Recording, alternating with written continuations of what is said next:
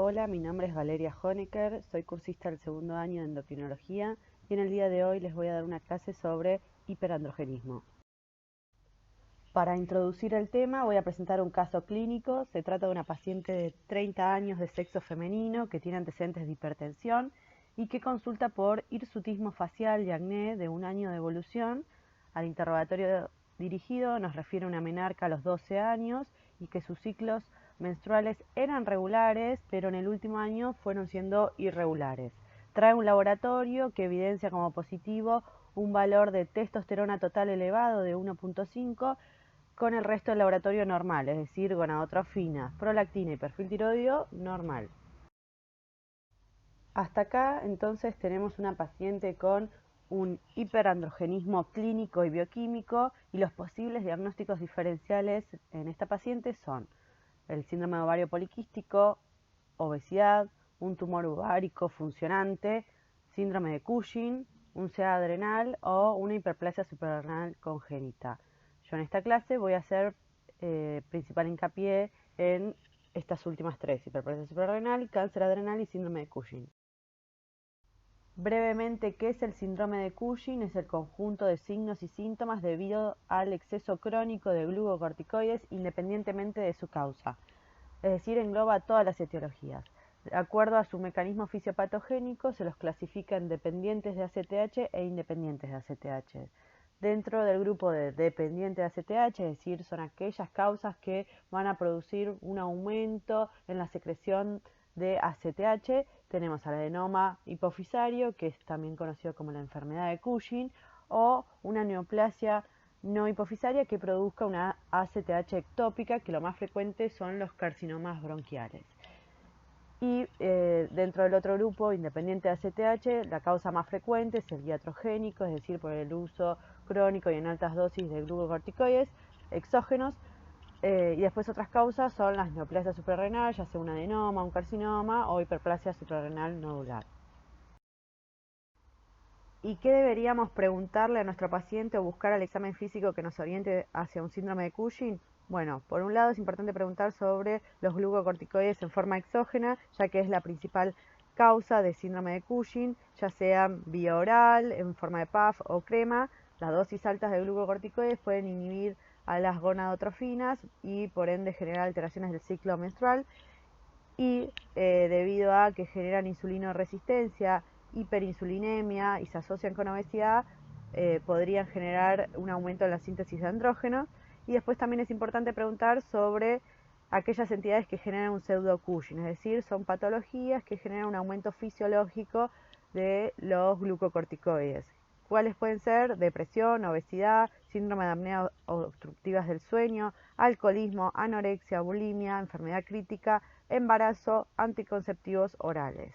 Y el examen físico es importante buscar los estigmas de Cushing, que son facies de luna llena, plétora facial, estrías rojo-vinosas mayor a 1 centímetro, obesidad central, miembros adelgazados, debilidad muscular proximal, ojiva dorsal. Pero también nos tiene que llamar la atención a aquellas manifestaciones que son atípicas para la edad, como por ejemplo hipertensión en una paciente joven, o bien diabetes o alteraciones del metabolismo de la glucosa, o osteopenia u osteoporosis. Los mecanismos que generan hiperandrogenismo son un aumento en la liberación de ACTH, que no solo va a estimular la liberación de cortisol, sino también estimula la síntesis de andrógenos suprarrenales, o bien un aumento en la secreción de andrógenos suprarrenales por tumores funcionantes. Y algo que nos tiene que llamar la atención en el laboratorio es un aumento de la dehidroepiandrosterona sulfato y la androstenediona. Para el diagnóstico de hipercortisolismo debemos pedir cortisol libre urinario en orina de 24 horas, que nos va a reflejar un aumento en la tasa de producción, cortisol salival a las 23 horas, que va a reflejar una pérdida del ritmo circadiano, y el test de Nuben, que es un test de supresión con dexametasona de 1 miligramo, lo debe tomar los comprimidos a las 23 horas del día anterior y al otro día a las 8 de la mañana sacarse un cortisol, y nos va a reflejar la pérdida de la retroalimentación negativa. Se requieren 2 de estas 3 pruebas anormales para el diagnóstico de hipercortisolismo. En esta instancia es donde deberían derivar al paciente al servicio de endocrinología para continuar el estudio. Nosotros lo que vamos a solicitarle es la CTH para ver si es CTH dependiente o independiente. En caso de valores menor a 10 o 5 o incluso indetectable, vamos a pensar que la etiología está a nivel de la glándula suprarrenal, entonces le vamos a pedir una tomografía de abdomen y pelvis con contraste. Y en caso de que la CTH esté elevada, vamos a pensar en las etiologías ACTH dependiente, vamos a pedir una resonancia celular para descartar un tumor, un adenoma hipofisario productor de ACTH, o bien si es negativa o dudoso, vamos a buscar el tumor ectópico, de producción ectópica de ACTH. Y la mayoría de estas etiologías son de resolución quirúrgica.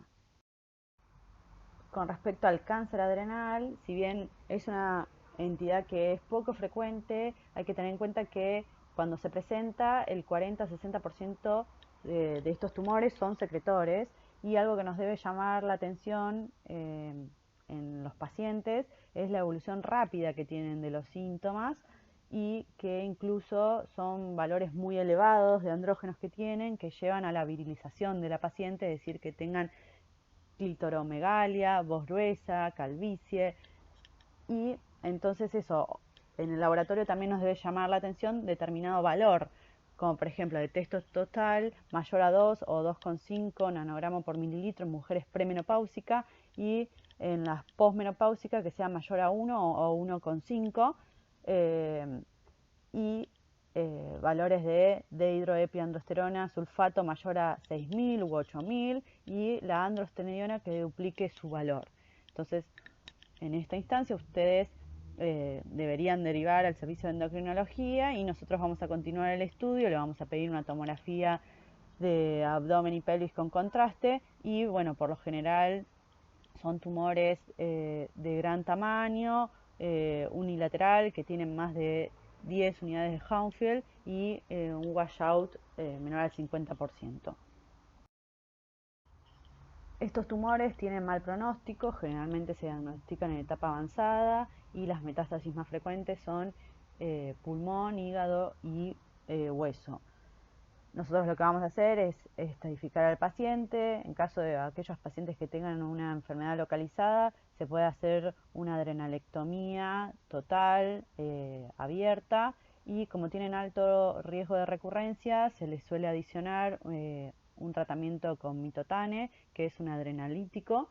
Y en caso de aquellos pacientes que tengan enfermedad que no sea resecable o metástasis a distancia, se puede observar al paciente con imágenes, o en algunos casos se puede resecar alguna parte del tumor o una metástasis, o también se le puede hacer alguna terapia sistémica. Y por último, con respecto a la hiperplasia suprarrenal congénita, brevemente repasar qué es. Es un conjunto de trastornos autosómicos recesivos debido a alteraciones en las enzimas que intervienen en la esteroideogénesis suprarrenal. La alteración más frecuente es en la 21-hidroxilasa, que como podemos ver en la imagen es una enzima que interviene en la vía de síntesis de aldosterona y cortisol. Estas alteraciones pueden ir desde una pérdida total de la función de esta enzima hasta alteraciones más leves. Entonces, ¿qué hace esta enzima? Transforma progesterona a desoxicorticosterona o 17-hidroxiprogesterona en desoxicortisol. Lo más frecuente es que nosotros encontremos a estos pacientes en la variante no clásica, es decir, en donde la enzima tiene algo de función, o sea, funciona de menos, pero tiene algo de función, y en estos casos el cortisol y la aldosterona lo van a tener en rango normal, pero van a aumentar la 17-hidroxiprogesterona, y ese aumento se va a ir para otra vía, que es hacia la síntesis de androstenediona y de hidroepiandrosterona sulfato. La variante clásica se diagnostica al momento del nacimiento. En estos casos tienen un déficit absoluto en la función de esta enzima, entonces van a tener un déficit de aldosterona y cortisol y van a tener una crisis adrenal. Entonces, al examen físico, ¿qué nos puede llamar la atención? Por lo general, son síntomas que vienen de larga data. Uno puede preguntar sobre si tuvo una pubarca precoz o tuvo una aceleración de la edad ósea. Podemos buscar si tiene clitoromegalia leve, y en el laboratorio nos tiene que llamar la atención un aumento de la 17-hidroxiprogesterona. este aumento de la 17-hidroxiprogesterona tiene que ser un aumento significativo. Si es más de 10 es altamente sugestivo y ahí uno ya debería hacer una genotipificación buscando la mutación de la 21-hidroxilasa, mientras que si está entre 2 y 10 deberíamos realizar una prueba de ACTH administrando ACTH endovenosa 250 miligramos y se mide cortisol y 17-hidroxiprogesterona basal y a los 60 minutos. Y si es menos de 10 es negativo, si es más de 10 es sugestivo y si es más de 14 ahí uno debería pedir la genotipificación. Mientras que valores menor a 2 de 17-hidroxiprogesterona descarta esta entidad. Y en cuanto al tratamiento, si la paciente tiene hiperandrogenismo severo o busca gestación, debemos darle glucocorticoides. Y si no busca gestación, le podríamos dar un anticonceptivo con un efecto antiandrogénico. Volviendo al caso clínico, nuestra paciente, además de tener antecedentes de hipertensión, recordemos que tenían 30 años, también tenía antecedentes de una fractura vertebral por fragilidad, es decir, ya teníamos un diagnóstico de osteoporosis, obesidad central también con un índice de masa corporal de 35 y en el laboratorio se evidencia un cortisol salival aumentado y un test de Nugen también aumentado, es decir, tenemos 2 pruebas de 3, es decir, tenemos diagnóstico de hipercortisolismo. ACTH elevada, es decir, ACTH dependiente, le hicimos una resonancia celular con y sin contraste y nos informó un microadenoma hipofisario de 8 milímetros, por lo cual se interpretó a la paciente como una enfermedad de Cushing y se le realizó un tratamiento quirúrgico, resección del microadenoma. Por último, entonces, para concluir, es importante en estos pacientes evaluar la evolución de los síntomas. Si tenemos pacientes que tienen síntomas agudos en los últimos meses que se instauraron y a su vez tenemos valores de testosterona elevados, muy altos, es decir, más de 2 o 2,5 nanogramos por mililitro, vamos a pensar en un tumor virilizante. Si además tiene elevado la dehidroepiandrosterona y la androstenediona, nos vamos a orientar hacia un origen adrenal, mientras que si no tiene aumentado estas hormonas, el origen es ovárico. Mientras que si los síntomas tienen una evolución más crónica y los valores de testosterona no son tan altas, es decir, menor a 2 o 2,5, el siguiente paso es ver la dehidroepiandrosterona cómo está. Si está en el elevado y la androstenediona también, vamos a pensar en el resto de las etiologías, una enfermedad de Cushing, una hiperplasia suprarrenal congénita, SOP u obesidad. Y es importante tener en cuenta a la 17-hidroxiprogesterona, si está elevado, más de 10 o más de 14 posterior a la prueba de ACTH, nos va a hacer diagnóstico de hiperplasia suprarrenal congénita. Muchas gracias por su atención, espero que les sea de utilidad. Les dejo mi mail, para cualquier duda o consulta me pueden mandar.